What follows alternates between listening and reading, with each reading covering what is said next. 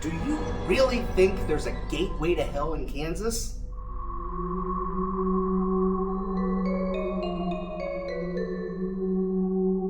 What's up, spookters, specters, and lovers of the unknown? That's right, this is Spooky Bro 316. Yeah! Coming at you from Wichita, Kansas. Hey, first of all, I would like to give a shout out to this group, That's the Spirit, and also Pin Paranormal. Both of these awesome paranormal communities gave us a shout out and said, hey, followers, check these guys out. And I just really appreciate that. This whole thing started from me reading spooky stories, Spooky Disney, Spooky Mickey, to my son when he was younger. He's 5 now, but when he was 3, he just loved the Halloween-esque type books. That's where this whole thing came from. I just like telling spooky stories, so that's that. I do not investigate, though. I've been invited to go on investigations, and I have to get to 10,000 followers. 10,000 followers, and I promise that I will tell the story as to why I no longer investigate. It's creepy. Something attacked my wife. We got to get to 10,000 followers. But today's show, we have a really good one, and we're going to go back to the year 2000. In the year 2000, in the spring, I'm on spring break from high school. I think I'm a sophomore, and my brother is working on finishing up his degree at the University of Kansas in Lawrence. Rock Jock Jayhawk. I'm not actually a Jayhawk. I'm a Wichita State Shocker. But to all my Jayhawks out there, we love you. To all my Shockers, bring it on. Let's go.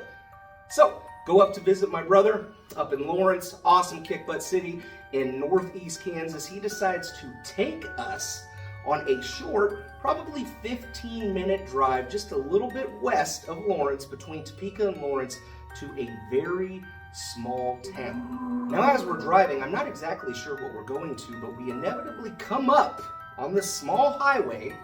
Off in the middle of nowhere, we come to the small town of Stull, Kansas, known for its small city charm, welcoming residents, and oh yeah, having one of the 7 gateways to hell. Actually, not a lot of charm, not really welcoming residents either, but one of the 7 gateways to hell apparently is in the cemetery. So as you're driving through the city, it's pretty much just a street. You're going to look off to the side and there is a cemetery, and up on the top of the hill, at least back in 2000, and I'll get to that in a little bit, there was this abandoned, run-down looking church, no roof, just sitting on top of that hill. Now, this church was the Evangelical Emmanuel Church that was built in 1867, and it was up and running.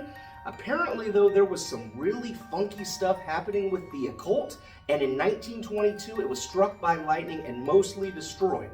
Maybe it was the good Lord just trying to cleanse the demons of Stull, Kansas.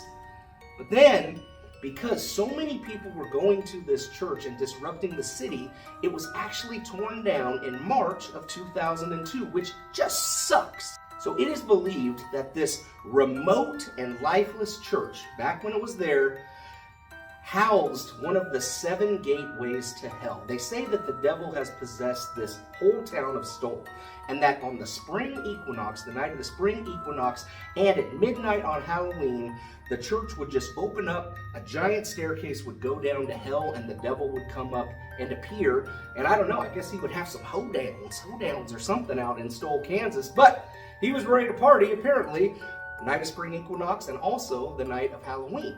Other parts of this lore is that Kurt Cobain actually visited and snuck into this church and then ended up having his tragedy a few weeks after that. Also, in the 1990s, when the Pope was here, I can't remember which Pope it was, John Paul II, I believe it was, he was here in the United States, and he was actually flying from the East Coast to Colorado.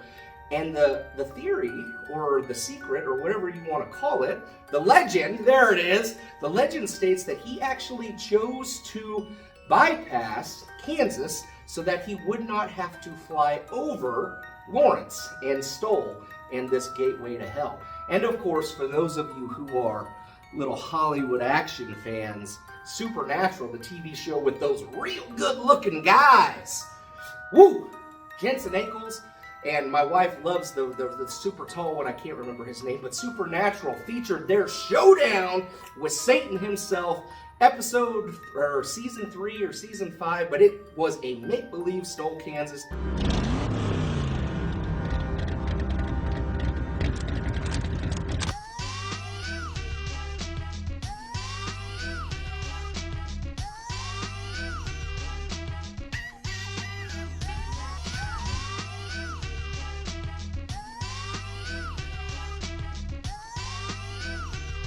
Sorry, am I interrupting something?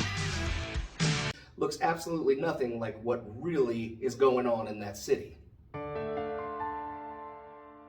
So in the year 2000, I actually got to see this creepy ass church. We drove by it, but I swear to you, in just the brief moment that we passed it, and I look out, it is one of 2 times in my life that I have truly felt evil and dread.